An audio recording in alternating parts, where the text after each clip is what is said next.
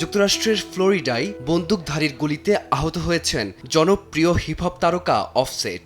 আশঙ্কা মুক্ত থাকলেও বর্তমানে তিনি হাসপাতালের নিবিড় পর্যবেক্ষণে রয়েছেন। এই ঘটনায় দুজনকে আটক করেছে স্থানীয় পুলিশ।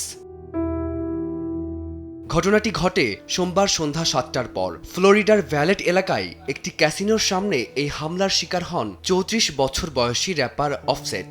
আহত অবস্থায় অফসেটকে দ্রুত হলিউডের মেমোরিয়াল রিজিওনাল হাসপাতালে নিয়ে যাওয়া হয়। মার্কিন গণমাধ্যমকে দেয়া এক বিবৃতিতে শিল্পীর মুখপাত্র জানান, অফসেট এখন স্থিতিশীল আছেন এবং বিশেষজ্ঞ চিকিৎসকদের পর্যবেক্ষণে রয়েছেন। তবে ঠিক কী কারণে বা কারা এই হামলা চালিয়েছে তা নিয়ে ধোঁয়াশা কাটেনি এখনও।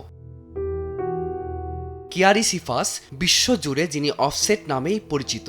জনপ্রিয় হিপহপ গ্রুপ মিগোসের সদস্য হিসেবে গত এক দশকে বিশ্বসঙ্গীতে ব্যাপক প্রভাব বিস্তার করেছেন তিনি। ব্যাড অ্যান্ড বুজি কিংবা কালচারের মতো কাজ দিয়ে জায়গা করে নিয়েছেন ভক্তদের হৃদয়ে। 2019 সাল থেকে একক শিল্পী হিসেবে আত্মপ্রকাশ করেও নাম কুড়িয়েছেন এই তারকা।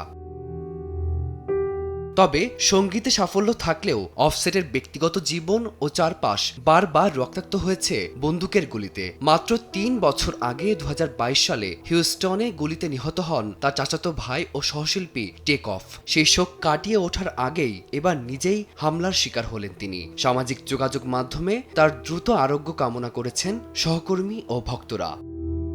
ফারদিন মাঝার, সময় সংবাদ।